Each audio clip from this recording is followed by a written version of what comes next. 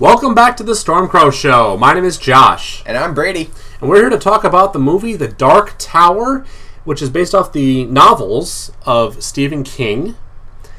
And we're going to just cover what we thought of this movie real quick. Just as a heads up, there will probably be some spoilers. Also, as another heads up, we've never really been Stephen King fans or anything like that. It's not like we read his books or watch his movies in general, but this one seemed at least a good one to look into, and I don't think we were disappointed. No. Yeah. So, to start us off with, Brady, what are your thoughts? Give us a synopsis. Yeah, so there's 12-year-old boy Jake. Yeah. Who is living in New York, and he keeps having these disturbing dreams involving demons with skins that don't fit properly, a man in black, a gunslinger, and a dark tower. Yeah. And he is disturbed by them. He feels like they're actually real, but his parents, or at least his mom and his mom's boyfriend, husband, I don't know exactly what's going on there. Yeah. But, you know, they just are like, you know what, you have to drop this. And eventually it gets to the point where they're saying, yeah, we're going to send you to an institution for the weekend. Yeah. So, but then, long story short, Jake finds out that his dreams are real because he starts seeing these demons with misfitting skin in his New York neighborhood. Yep. And he finds himself transported to Midworld, where he actually meets the gunslinger and realizes that the man in black is trying to destroy the Dark Tower and unleash darkness over the entire universe. So, basic synopsis. There we go. Josh, why don't you give us some philosophical thoughts, or your thoughts in general, which are mostly philosophical anyways. Thank you for that compliment. You're welcome. Oh boy. Try not to laugh too hard here. So, philosophical points from the movie, not necessarily my philosophical. Alright. There's a few things that I thought were interesting in this movie as far as like the philosophical points of the movie. First, the man in black who comes to the parents' house at one point, or at least the mom's house, and he addresses the boyfriend or whatever he is technically, and he says, "Oh yeah, you called me." Well, not by phone. It's just you have hated that little kid. And I'm summarizing what he's saying, but it's interesting because the man in black, who goes by the name of Walter, out of the blue, his name's Walter. His name's Walter. Yeah, that actually was at that line that I actually started feeling a little bit less tense from the movie. Was that line? Yeah. But anyways, Walter says, you called me, but he's actually admitting like there's some sort of like spiritual or psychic thing going on, which is already shown up throughout the movie, but it's showing that what you want in your heart or your will or your desires can cause you to call for the things that really maybe you don't want to call up something. Yeah, it's a good reminder that sometimes our thoughts, like, we think they're private, whatever, they can affect our actions. Yep. So that was a cool little tidbit there. Yep. And I think you had one more for us, right? Yeah, well, it's the Gunslinger's Creed. Oh, okay. Right? So, and again, this is, I'm not going to read it off to you. You'll see it on the screen, though. I had to check I figured it had something to do with the fact of, do you remember who you are or what you stand for, the principles that you've been taught? And it's a little more deep than that. I'm sure it's much deeper if you read the books. But largely that's what it means. It's just that,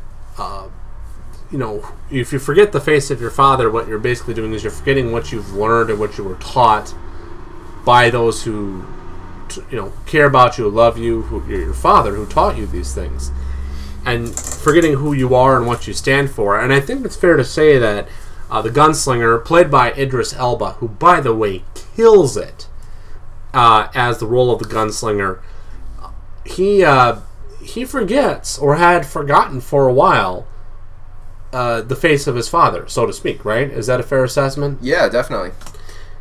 No. I mean, I think it was really important because his character had clearly forgotten the face of his father because he was blinded by rage and grief over the loss of his father. Now all he wanted was vengeance on the Man in Black. Like, he didn't care about defending the tower. All he wanted to do was kill the Man in Black. That's all he wanted. And that's not what his father taught him. Right. And to give you a heads up, the gunslingers are sworn to protect the Dark Tower. So yeah, I mean, he had forgotten the face of his father in that respect, but then they remembered. Yeah, that's kind of what this story in some ways is about. Though for a while, as I mentioned at the beginning, especially the first maybe 30, 40 minutes of the movie, which is a lot considering that it's only 90 minutes long, roughly, you had to ask yourself, were they in good hands? It was questionable. Yeah. It was very questionable. Yeah. We'll just leave it there. Yeah, we'll probably just kill the joke. But on to the next point, which is the plot holes / incongruities, contrivances, convenience factors. Yeah, something like that. Brady, start us off. What did you find as a plot hole, to use that term loosely? Yeah, so there was a part where Roland, that is the gunslinger, and Jake find their way back to New York. And they meet a man who said that at one point he was taken by the demons and he lost the shine. And my question is, and you're back on Earth, how? I mean, did the demons, he lost the shine, let's send him back to Earth because, why not? Because, his parents will miss him and, I mean, those were very considerate demons. I have to say, like, good job, demons. I don't know. Like, I mean, like, it really didn't... I guess my biggest thing about that is it didn't, like, considering that Walter is apparently, like, in charge of all these demons, he doesn't seem like the kind of guy who's too concerned about if the children make it home safely to their parents after all this is over. No, he's... Matthew McConaughey, who portrays him, does an excellent job at being an evil bad guy, but he's really bad. Yeah. And he is he is extremely bad. Unquestionably. And that's that's part of the point that we're making here, is that it didn't quite make sense that how he managed to do that. Yeah, so... The Shining, is the Shine or Shining?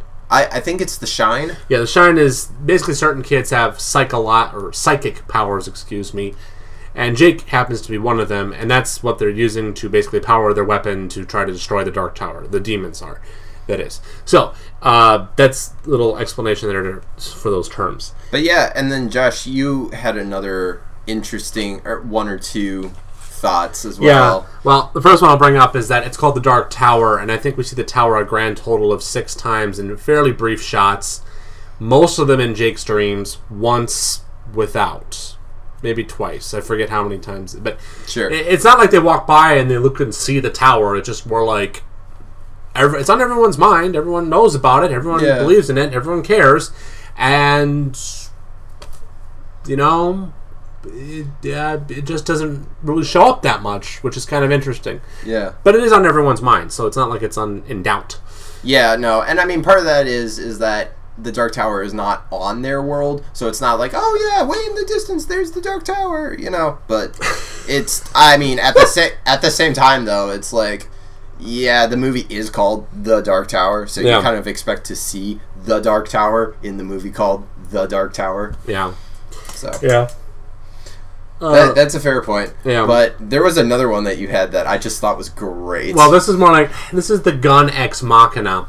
So there's a part where the gunslinger is fighting the Man in Black, I think. Yeah, it's Man in Black at this point. And he's shooting at him, and he drops his guns, he gets knocked over, and then he starts reciting the creed, and he does this awesome thing with his guns. Okay, fine. The thing is that when he gets knocked over and he dropped his guns, happened kind of some distance apart, and from what I could tell, his gun was not within arms, within reach. And yet, there it was, as he's quoting the creed, just sitting there, within reach, conveniently. I mean, maybe it was crawling towards him, I don't know, it's made of the same metal as Excalibur, but sure, there was a bit like, oh look, the gun ex machina thing. you know, magic and convenience work together to save the movie. Maybe if I maybe would watch it again and we'd see, oh, okay, he was actually a lot closer than I thought. But he seemed a lot further away from his guns than he should have been in that shot. But, yeah. And also, another fair point is, besides the gun ex machina, the other couple points that we brought up is there is a show that is a prequel to The Dark Tower that is going to be premiering in 2018. Oh, yeah. So that may help explain some things as well. Yeah. Maybe not the gun ex machina, though, as you said. Yeah. So, Brady, what were your summary? I kind of hinted at what we thought of it, but what were your thoughts overall about the movie?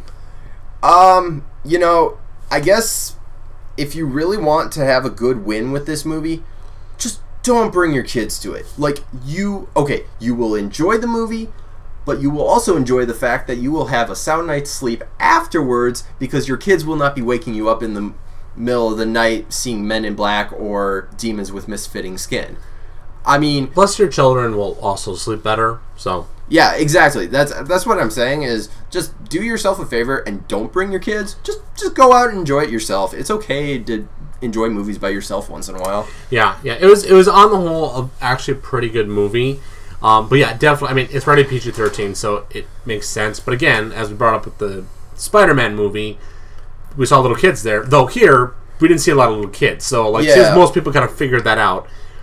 At the same time, yeah, still, it earned its rating. Yeah, but it was good. And like, definitely, like, the thing with Spider-Man was that we were talking about certain objectionable content that you might not want your kids repeating certain words. Yeah. This movie, it had a little bit of that, not much. Right. But the thing is, it's not so much them repeating the words, it's just them, like, being able to, like, they're never going to look at people the same afterwards if they're not prepared for this. Yeah. So just do yourself a favor. Just go enjoy it yourself, but don't bring your kids. Yeah. Well, I think that kind of covers it all. Thank you so much for watching. Please subscribe and, of course, keep up with our videos and share them. Anything else, Brady? No, just what Josh said. So thanks for watching. Yeah, I'm Josh, and that was Brady. I'm still Brady. Yeah, he still is. And this has been the Storm Crow Show. Thanks for watching.